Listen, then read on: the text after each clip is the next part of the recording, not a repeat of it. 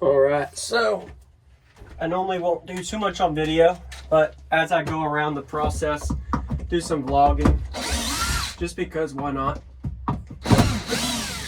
Entertainment as I go. So just got some screws I got to take out. So the way this kind of worked here is I had two pipes. These were a 3/4 inch thread rod that I had in my old build inside the subwoofer box. So I actually had two 415s. I had 4 of these things braced sideways and up and down inside of my big box. You'd have to look at previous videos in order to know what I'm talking about. But I used these as a brace. So the way I got them the right size alignment was got them cut and thread rodded to size. And I got them at Home Depot with the flanges and all of that. So then I went to a local shop that could thread rod it for me. Since I don't do this stuff on a lot of occasions, there's no need for me to invest in the tools for it. But what I'm doing here is getting to a point to where I can actually take this down and remove it, because I'm going to have to put it back up once I have the bracing complete. So all of that roof work, it's going to be a lot of time consuming constraints with it, because I got to put all of the glue adhesive on it, the construction adhesive I mean, and then I gotta make sure it's measured to the right size spec, which is gonna be a pretty big headache too. And I also gotta make sure that the length and width of these plates align with this. So I gotta make sure that this depth here is gonna be right for all across my roof, since this is an additional baffle difference. So that's why I got my 2 1/2-inch wood plates, plywood to first start over it first, and then I'll get to the point to where I'm able to actually mount brace my 3/4 big sheet. So the goal is to get to where I can actually get to where I can mount that, but it takes a lot of work to get to that. So every build's different. Every car is different with the cabin, how everything works together, but the majority of the practice of it, concept-wise, is the same. It's just different structure that you have to alter depending on what you're trying to do with it. So I got the screws out from my braced box that were braced to the roof and to the actual thing. So I normally get a jack and jack it up, but since I'm already kind of close, all I got to do is let me grab my, real quick, I'm going to grab my earmuffs.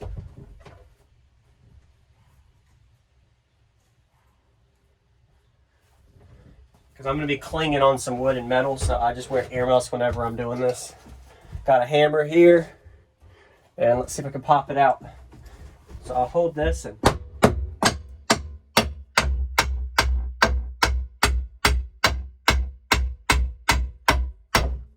we go.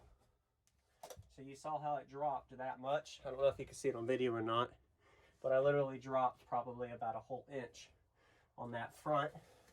So now let's get the back real quick. Oh, that one's a lot more solid.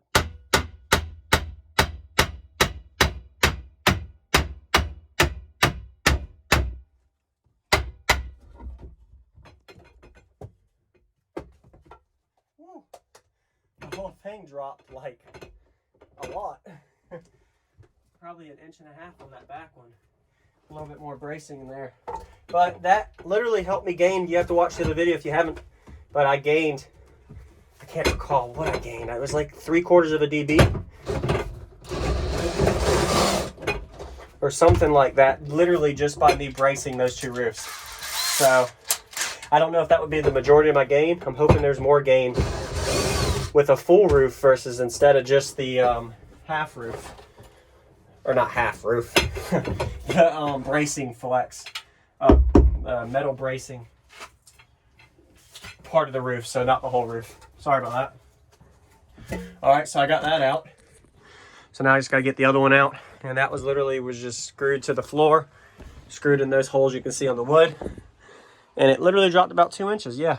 But that's what I'm working with. And then after I get to that point, let me get the other one out first. And then I'll start talking about what I'm doing next. If y'all like this kind of stuff, let me know. Subscribe if you haven't, comment, feel free to ask questions. I don't mind helping. My second channel is all about just my own little fun hobbies I do on the side for fun. I don't plan to make this a career. It's just interest that I enjoy.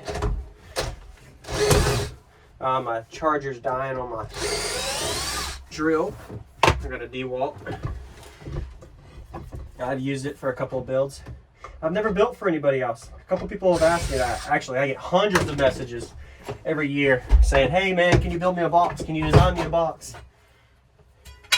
And I always just say no, I don't do it for other people, just myself. The main reason I do that is because I'm honestly not really, I don't want to spend my weekends doing that.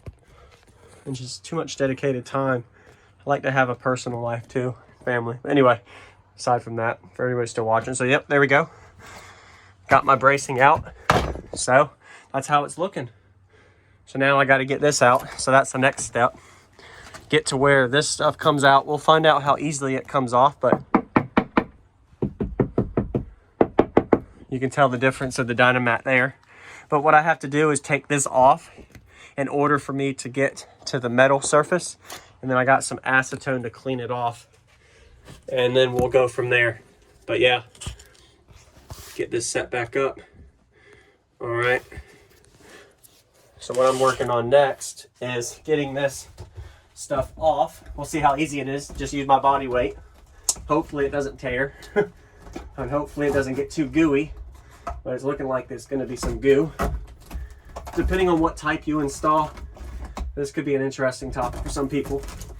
But you don't think about the removal process or the repair process or the changeover process of this.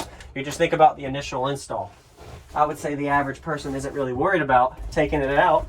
They're only worried about getting it in, like me.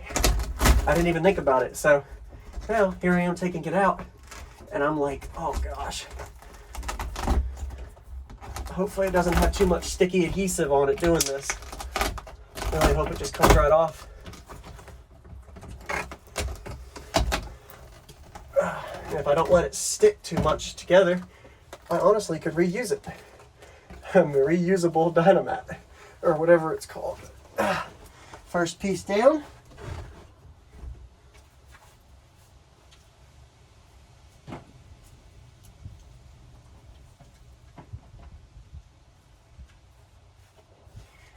Yeah, just looking at that, I honestly don't think I'm going to reuse that. But that's where we're looking at with this. So build update so far is going to take these out on all of them. So I get it to metal surface because I'm going to be using this, the PL3X. I was reading a lot of reviews on the 8X is a lot stronger, more durable, but it's just too thick to work with, I think. I've never used it, but just assuming that. So I just went with the 3X. And we'll see how it goes. So stay tuned for the next video for another build update on, hey, what I'm going to be doing next. So I'm going to end this video. You guys kind of saw the trial and what I worked on here. So before I had two braces, just a brace there and a brace there with a strip of wood hitting here. But this one was kind of slapping on the wood when it flexed a little. So now I'm going to get to the point where in the next video, you'll see what I'm working on next for this. So I'm going to go ahead and remove all of my NVX Dynamat. I don't know if I'm going to be able to reuse it anywhere. I could put it in some areas, why not? But once I get rid of all of that, in the next video you'll see in the next update what I'm working on. So if y'all have any questions, feel free to ask. Subscribe if you haven't, and we'll see where we go. So yeah, it's going to be pretty interesting to use this stuff I've never used before. And then just the common hand tools to cut wood. I got my 1/2 inch and 3/4 inch plywood that's going to be cut to sizes to fit here, and then one strip all the way across hopefully is enough. Shape it in place, but we'll see how that goes from there. Oh, before I end, why not? That's how it ended up looking after you remove it, depending on what you use. Vibraflex would be another good one to use, but so it's been on my truck for at least 3 or 4 months, and you can see maybe reusable. But this stuff's pretty good. Definitely got my review. All right, Jacob Ball out. I'll see you on the next one. Later.